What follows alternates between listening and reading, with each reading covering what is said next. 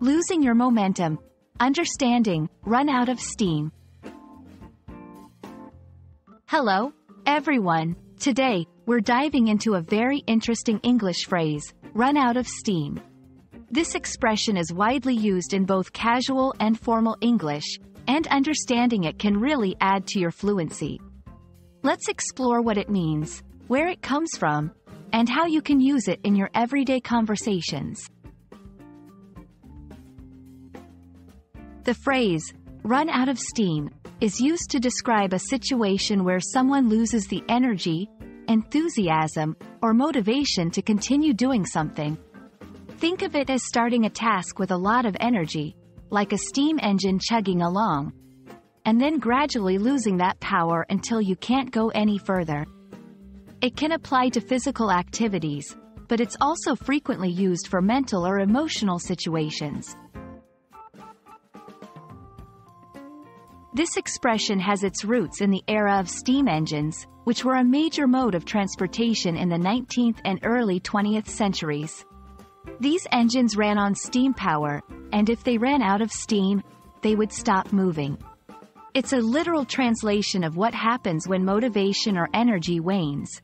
Just like the steam engine, a person can no longer push forward.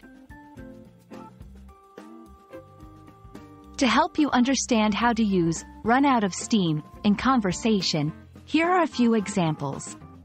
In personal projects, I started the year with a goal to read 50 books, but by October, I completely ran out of steam.